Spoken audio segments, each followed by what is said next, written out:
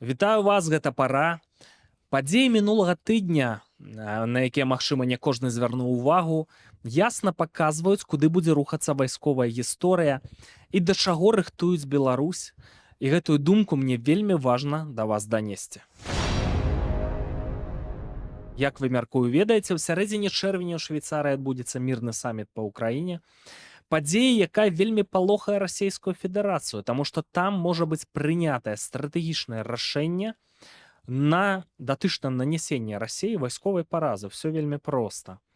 І Расія рыхтавалася да гэтай падзеі, вельмі сур'ёзна спрабавала запалохаць захад, паказаць сваю магутнасць і вельмі здорава правалілася. Першы накірунак это Харкаў, харкаўская аперацыя.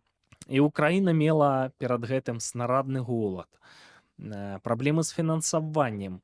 Гучала крытыка ва ўкраінскіх медыа, спачатку паніка, што мяжа там не была ўмацаваная належным чынам.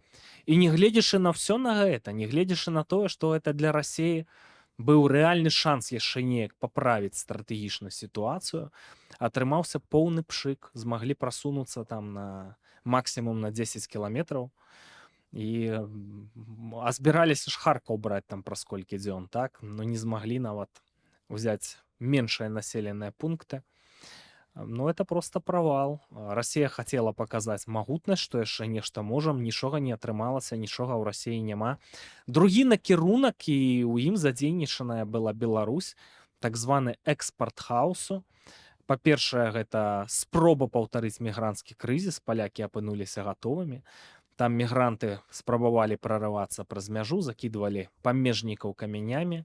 Ну, вось такая вось дробная пакасць, так гэта назову. Спробы падпалу буйных гандлёвых аб'ектаў Польшы, адзін падпалілі, а спецслужбы сарвалі планы па падпале іншых гандлёвых цэнтраў. У гэтых аперацыях, як аказалася, ёсць і беларускі след. Затрыманыя рэальныя беларусы з беларускімі пашпартамі. Не магу вам зараз раскрыць усю інфармацыю, але хутка будуць сенсацыі. І будуць сарваныя пэўныя маскі, многія будуць здзіўленыя, но пакуль гэту інфармацыю, скажам так, рызыкоўна для мяне раскрываць. Экспарт хаосу таксама не атрымаўся. Ну, таксама вось там інфармацыя пра ядравыя вучэнні і гэтак далей. Запалохаць захад не атрымалася. Поспеху дабіцца ва ўкраіне не атрымалася. Вайсковая рыторыка датычна там нападу з тэрыторыі Беларусі. У папярэднім відэа я яшчэ разглядаў сцэнары, што для Беларусі альбо вайна канкрэтна з вайсковымі кантынгентамі, такая рэальная сапраўдная вайна. Ну, даруйце, калі ўжо стала зразумела, вот, які сыход аперацыі там датычна Харкава, пра які напад можна гаварыць. Выявілася, што ў Расіі няма сілавых сродкаў для правядзення аперацыі па Балтыі, коротка скажу, а нешта вось тут з тэрыторыі Беларусі засылаць дыверсантаў. Ну, які з гэтага ўвогуле профіт, які з гэтага сэнс, відавочна, што ўжо ніякога. Расія правалілася, праводзячы аперацыі перад мірным самітам у Швейцарыі. Вось што можна канстатаваць. Замест гэтага адбыліся важныя рэчы. Я думаю, вы ведаеце, і датычна паставак знішчальнікаў F-16 ва ўкраіну ўжо называюцца канкрэтныя дзяржавы, канкрэтная колькасць самалётаў. Я агулам падлічыў, блізу 60 на дадзены момант атрымліваецца. Это такая вось інфармацыя, ну, якая ў шырокім агульным доступе. Канкрэтныя дзяржавы, прынятае ўжо рашэнне, даюць дазвол вось на харкаўскім накірунку біць па тэрыторыі Расіі. Пакуль што толькі вось там па аб'ектах, па месцах канцэнтрацыі расійскіх войскаў, адкуль абстрэльваюць тэрыторыю Украіны.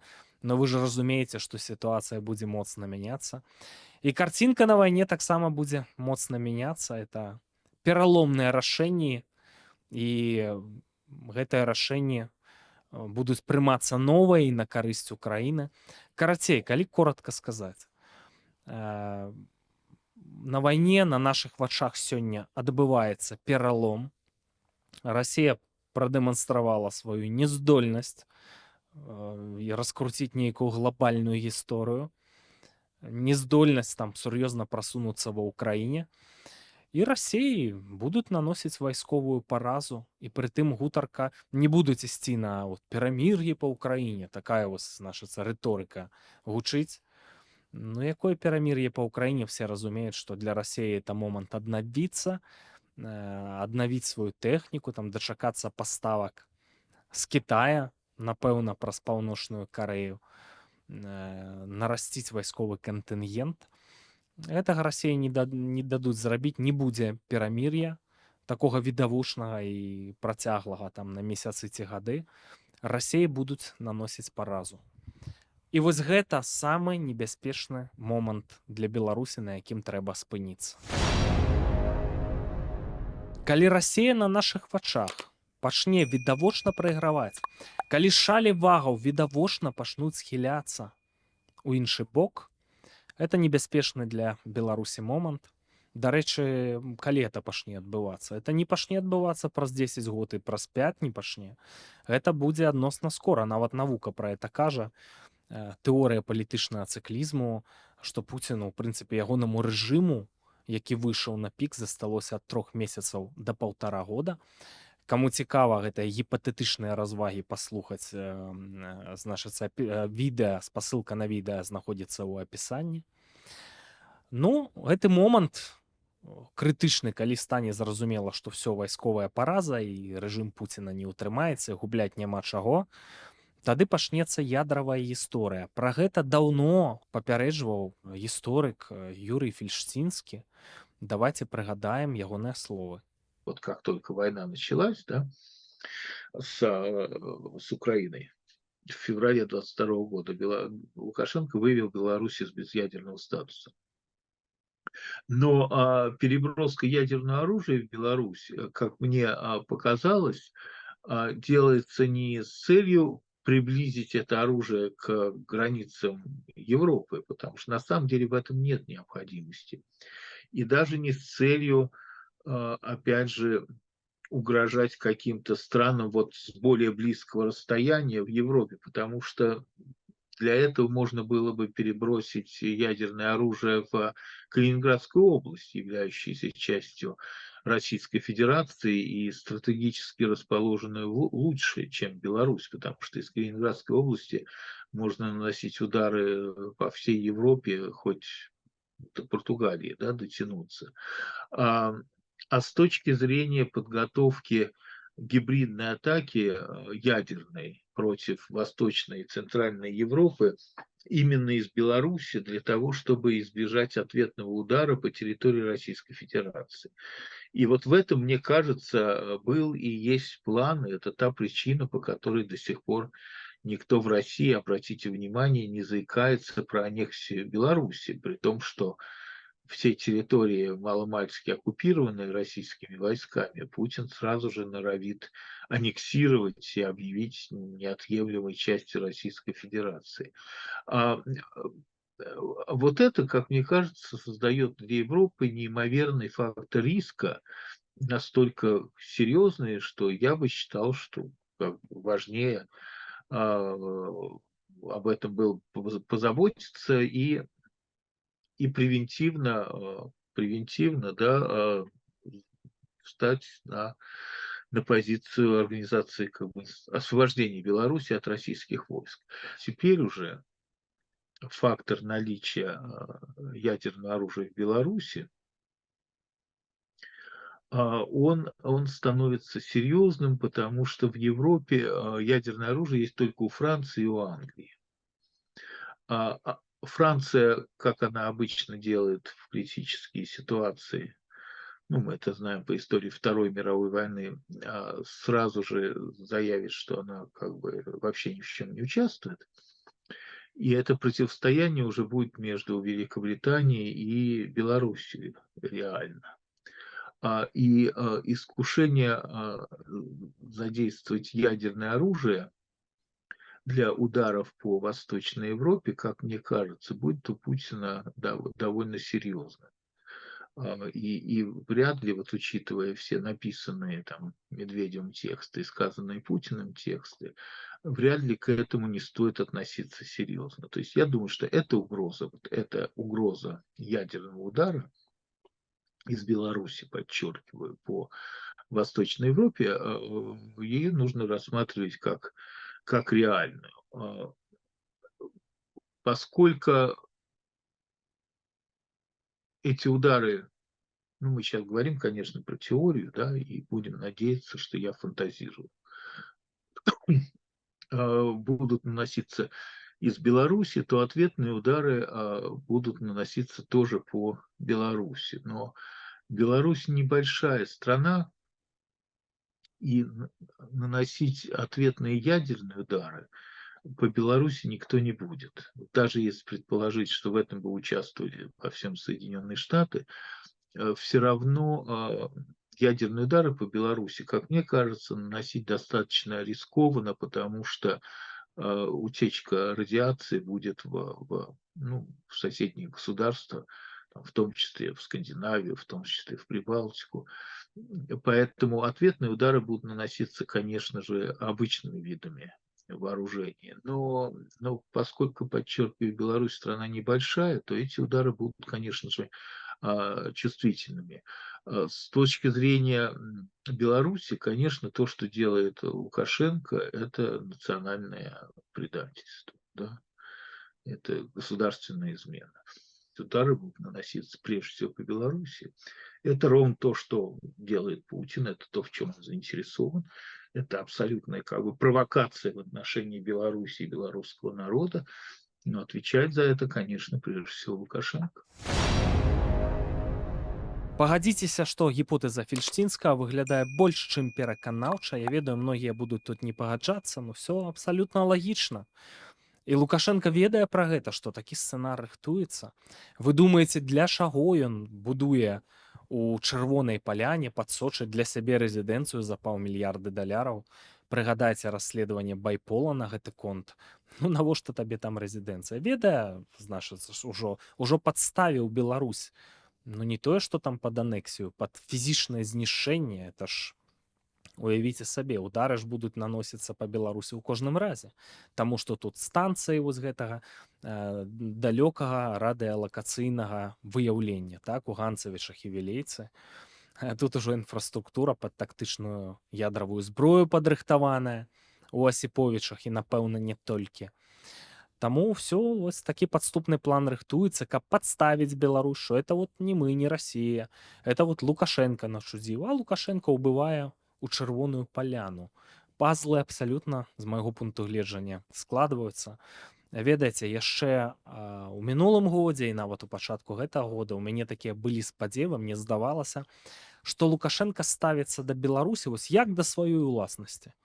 І падстаўляць яе вот краіну, каб яна выпаленую зямлю пераўтварылася, ён ні ў якім разе не будзе. Но расейцы таксама разумелі, што Лукашенко будзе за ўладу трымацца, і ў незручны для іх момант крытычны ён пачне рабіць манеўры на захад. І для гэтага вось у жалезным кулаку трымалі Беларусь, все это вот жудасныя рэпрэсіі, каб ніводная мыш не піскнула. І паглядзіце нават апошнім часам вось гэтая замена некаторых сілавікоў, якія ім падаюцца нелаяльнымі. Кіраўнік генштаба Гулевіч, кажуць, разумны чалавек. Усё ж такі, хоць і таксама пасобнік акупантаў, фактычна. Памянялі на вар'ята. Ну, карацей, каб абсалютна не было ніякой магчымасці сілавікам у Беларусі, якія ўжо зразумеюць, што все это канец, прадпрыняць нейкія крокі. Ну і все, і Лукашенко ён там спрабаваў гандаль палітвязнямі запускаць. Значыцца, пасланцы ад яго прыязджалі і сустракаліся тут з прэзідэнтам Польшчы. Ну абсалютна все зроблена для таго, каб гэтыя працэсы не запусціліся, каб не было ніякога манеўру на захад, каб яны вось маглі па поўнай скарыстаць Беларусь, падставіць Беларусь, адсюль запусціць ядзерную зброю. Дарэчы, гэтыя планы гэта не сакрэт. Іх актыўна абмяркоўваюць расійскія прапагандысты. У крытычны момант паказаць Кузькіну маць, нанесці знішчальны удар па сярэдняй еўрапейскай дзяржаве. Хутчэй за ўсё гэта Літва, можа быць Латвія. Ну, каб все, заходні свет перапалохаўся, все, ядзерная вайна, і паспрабавалі там дамаўляцца з Пуціным, ісці там на ягоныя умовы. Но я думаю, што наўрад ці это спрацуе, это будзе адразу знішчальны удар у адказ. Ганцавічы, Вілейка. Спадзяюся, все-таки не по городах, но это все одно, это жудасныя страты могуць быць нанесеныя Беларусі. Ну а Лукашенко все перад этой ядзернай гісторыяй ён ужо напэўна убудзе у чырвоную паляну. На яго павесяць сабак, это не мы, это Лукашенко. Ну магчыма такія сцэнары. Ну а Беларусь будзе падстаўлена, это будзе адно з самых небяспечных месцаў на зямлі і тая краіна, якую будуць атакаваць. І эта гісторыя кашмарная, давайте прама казаць.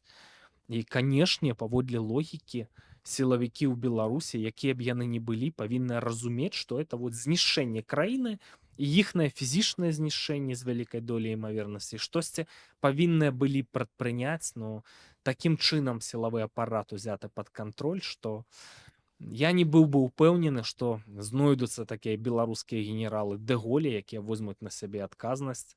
Но калі такая асоба з'явіцца, ну то это будзе гістарычная асоба, вось як бы гістарычны момант да гэтага падштурхне і новы нацыянальны лідар, значыцца беларускі генерал Дэ-Голь. Вось такім чынам это магло б разруліцца, таму што трэба браць это стратэгічныя ракеты, я не ведаю, на захад іх неяк перадаваць, ці у расійскі анклаў Беларусі такі вось ёсць Медзвежа Санькава неяк туды дастаўляць і взять, ашапіць это ўвесь анклаў, ачапіць этыя станцыі ў Ганцавічы Вілейцы, адключыць там іх ад сілкавання, каб нічога яны не маглі выяўляць. Тады, можа быць, это магло бы прадухіліць вось гэтыя удары па Беларусі. Але зноў-такі это, мякка кажучы, адкрытае пытанне. Ну ёсць і пазітыўная інфармацыя, як я ўжо казаў, Расія рухаецца да поўнай татальнай паразы. А тут яшчэ калі пэўныя рашучыя людзі паспрыяюць, напрыклад, Трамп перамагае на выбарах, і вот этот чалавек за лічаныя месяцы можа абваліць расійскую эканоміку і проста не будзе за што ваяваць. Это вельмі проста зрабіць, это вярнуць у прынцыпе канфігурацыю датычна газаздабычы, нафтаздабычы і экспарту нафты да таго, што было за часамі Трампа прэзідэнта, першага ягонага тэрміна. Проста здабываць колькі хочуць і экспартаваць колькі хочуць. Кошты на нафту абваляцца, Расія не будзе за што ваяваць. Это все проста. Но добрая навіна, у прынцыпе, палягае ў тым, што як бы там ужо не было, ўжо відавочна, што не будзе зацікаўлены заходні свет так вот агулам у сваім знішчэнні. Яны, а зараз это можна яшчэ разабрацца з Расіяй, прадухіліць трэцюю сусветную рукамі украінцаў. Яны будуць да гэтага ісці, бо ўжо все зайшлі ў глыбокія воды, рызыкі сталі вельмі сур'ёзнымі. І перспектывы трэцяй сусветнай вайны яны марнеюць на вачах. Уявіце сабе сітуацыю, што ў 20-м якім-небудзь годзе, да, там, ці пазней, ці да 25-го, Расія і Кітай прафесійна, прагматычна падрыхтаваліся б да вайны цішком. І все, заходнюю цывілізацыю, заходнія краіны бы проста бы узялі знянацку, яны апынуліся непадрыхтаванымі. Але дзякуючы фальстарту Расіі ва ўкраіне, аказалася, што Расію моцна пераацэньвалі іхныя ўзброеныя сілы. І все можна было скончыць у 22-м годзе, на это не пайшлі. Но тым не менш карты былі раскрытыя. А уявіце, калі б гэтыя карты не былі раскрытыя, тыя падрыхтаваліся і пайшлі бы на цывілізаваны свет вайной. Вот это была бы небяспечная сітуацыя. Як бы сябе павялі, ну я не кажу там пра Паўночную Карэю, это в прынцыпе проксі Китая, і пра Іран. Індыя, напрыклад, нейтральная Індыя, якая сёння там закупляе нафту расійскую, перапрацоўвае і прадае ў багатыя краіны. Як бы сябе павёў Пакістан, як бы сябе павялі нейтральная Турцыя. Калі сёння ў Еўропе мы бачым такія краіны прарасійскія, як Славакія і Венгрыя, а як бы сябе павялі немцы, якія шашні круцілі з Пуцінам доўгія гады, так? І вялізную нанеслі вялізныя страты ўвогуле Еўрасаюзу і бяспецы ўсёй Еўропы. Французы як бы сябе павялі. Это вялікае пытанне. Вось зла мела б сур'ёзныя шансы. А зараз все, перспектывы трэцяй сусветнай вайны, яны ў прынцыпе аддаляюцца, но хіба што вось ядзерная перастрэлка, калі не паспее захад належным чынам адказаць на тактычны ядзерны ўдар, вот это можа, канешне, всю планету пахаваць у тэорыі. Але зноў-такі, мне здаецца, у Расіі таксама не ўсе хочуць, каб свет знік, і таксама там могуць нас чакаць сюрпрызы, там скінуць проста Пуціна перад гэтымі атакамі, і такі ж варыянт ёсць. Таму перспектывы трэцяй сусветнай вайны аддаляюцца, все скончыцца рэгіянальнымі канфліктамі там у ціхім акіяне, у Еўропе. Ну, это рэгіянальныя войны, а трэцяй сусветнай не будзе. А калі была б, то адзін з асноўных тэатраў баявых дзеянняў быў бы ў Беларусі. І калі б вось удалося прадухіліць вот это вось ядзерны сцэнар, які, на жаль, вельмі рэалістычны, то для нас не самая горшая навіна, все было б добра. Але, на жаль, рызыкі вельмі сур'ёзныя. Я б сказаў, што больш чым сур'ёзная, і не ведаю, на што тут можна спадзявацца, каб выйсці сухімі з вады з усёй гэтай вельмі кепскай гісторыі. Но я буду спадзявацца на тое, на што не спадзяюцца левалібералы, на Господа, а што яшчэ застаецца.